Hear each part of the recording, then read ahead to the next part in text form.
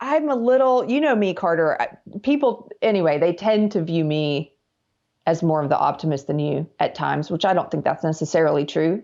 It depends on the Maybe. context, but that's It, often yeah. true. We do have personas on the show where I'm the curmudgeon. And I was just talking to my daughter about this the other day. She's like, I can't believe people think that you're not silly. I'm like, yeah, but I'm only silly off camera with you. I'm not really that silly on camera. We're talking about I don't know. important stuff. But I think what happens is people's qualities tend to get exaggerated on camera, or you're just seeing like one part of this person's life, or how they're, anyway, the point being, yes, you are very silly. And I'm not always the optimist. And lately, as you know, as my friend, I have days that are more optimistic than others. And today, I guess I'm feeling a little pessimistic because I know so many people who are in the propaganda machine who just don't question anything, who are still there. And yeah, I know a lot of people who've woken up, and I talk about that a lot. I know a lot of people like myself who voted Trump, liberals and progressives who voted Trump because their eyes were opened. But when as these investigations are ongoing, and just hearing about people who, like a friend of a friend who had a conversation the other night, and he was just incredulous that anyone would think that the New York Times and the Washington Post are propaganda. It's like he had never heard that before. And I just wondered, like, where's the hope when there's so many people stuck in that fake news machine and believing it like gospel truth? They believe the New York Times, like, gosh, they actually believe it. They believe the Washington Post. Yeah. Yeah. And I know I keep throwing the China thing in there, but the more I read about these regimes that have this kind of stuff going on, like the Cultural Revolution, I mean, the amount of importance that is given to controlling the media would blow your mind. The entire Cultural Revolution was created through newspapers and writing. I mean, the people responsible, the two main. Like there was Mao's wife, but she recruited two main people of their gang of four. These two main people, you know what their full-time job was? They're writers. They wrote. That's what they did. They wrote. Yeah. They wrote things, and that's how you get people to. That's how you sway the population. I'm going to be the optimist for you today. Well, I think this is optimistic. I'm going to help you out. My friend sent me this. Please. Actually, you can credit Katrina with this. Okay. But she sent me this, and this is meant to be a dig on Trump voters, but I think it's something very positive.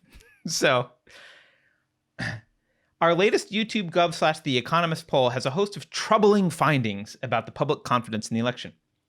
86% of Trump voters say that Biden did not legitimately win the election. 73% say that we'll never know the real outcome of this election. Okay?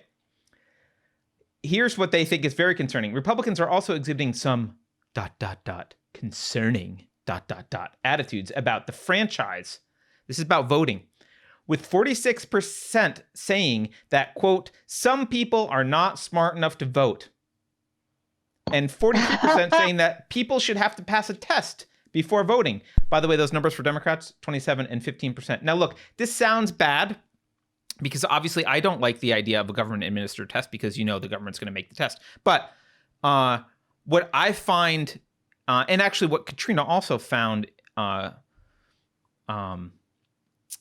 inspiring about this. In fact, I'm just going to read. Sorry, Katrina, I'm just going to crib what you sent me. She said, almost half of Trump supporters want limited franchise. I knew it was a psyop, and all those sensible people I talked to in my youth didn't magically go away or become lovers of unlimited democracy. Look, there are to me, the silver lining is there are people that recognize that unfettered mob rule via democracy is a bad idea. It is a bad idea, and it doesn't lead to good outcomes. To me, that's actually good. Like, I think that's good news, because I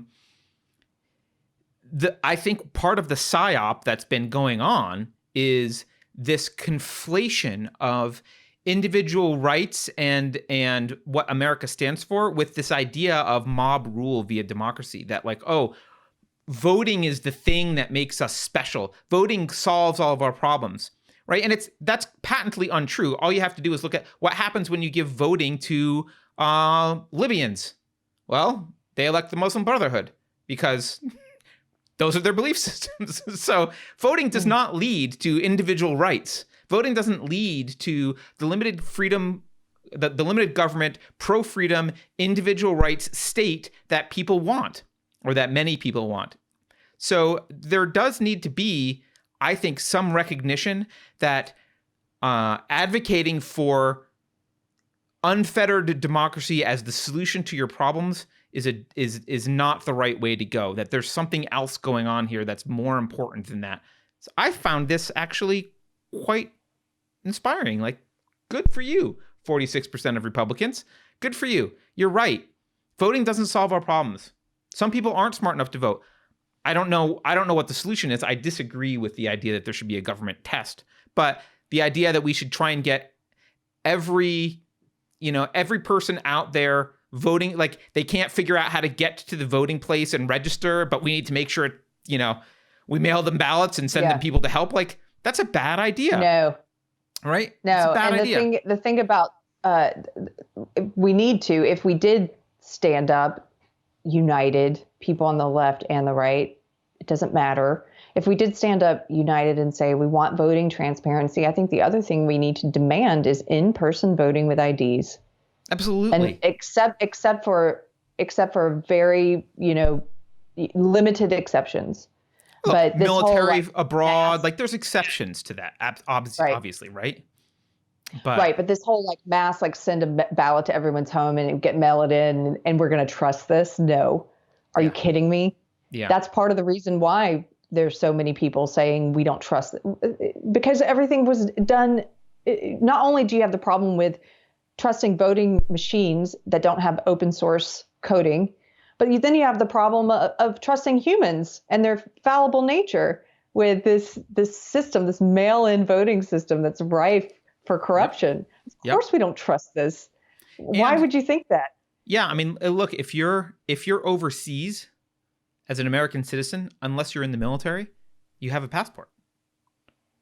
Because I don't know if people in the military get passports. Maybe they do. I don't even know how that works. Maybe they do. Maybe they don't.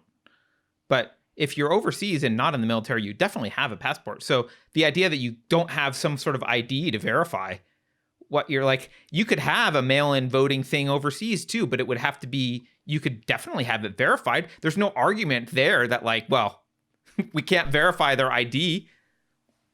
They can't get out of the country without a passport. Obviously they have an ID. Yeah. So. Yeah. And we need to quit falling for, the thing is, the left, one thing that we were very good at, or that the left is very good at, and I used to be a part of this, is controlling people by controlling thought, by controlling language. And language is very important. They're very concerned with exercising control over what words are acceptable, which words are not acceptable, about changing the words that the press start to use. For example, I've told you this before, but we had letter writing campaigns where we would try and get journalists to quit using the phrase illegal immigrants and to instead use the phrase undocumented Americans. Why? Well, that changes your thought over time. If they over time start using undocumented Americans, the way you think about illegal immigrants starts to become like, well, they are Americans. They just don't have documentation. You change thought, you change people through language.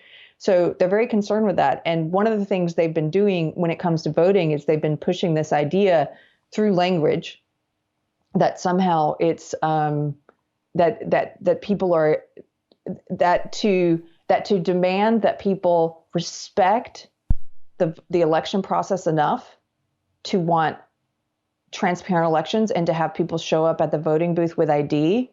They've been pushing the idea that is somehow un-American and that you don't want voter suppression. They use that voter suppression to make people stand in line and to have to show ID. And that's just bogus. And we need to start rejecting that language outright. I think we need to just start coming at it in the face. Don't let them claim the moral high ground on that. That's immoral and unethical. There's no reason why. The way to reframe that, I think, is to say, we respect the election process enough to want people to have to stand in. If they stand in line, great. If they don't, great. I mean, hopefully there's not long lines, but they need to. It shouldn't be something that you don't care about. It needs to be something you care about. Voting needs to be something that you care deeply about, and you're willing to take the steps necessary to do it. It should cost you something. It should cost you something. You'll stand in line for a cappuccino. Right.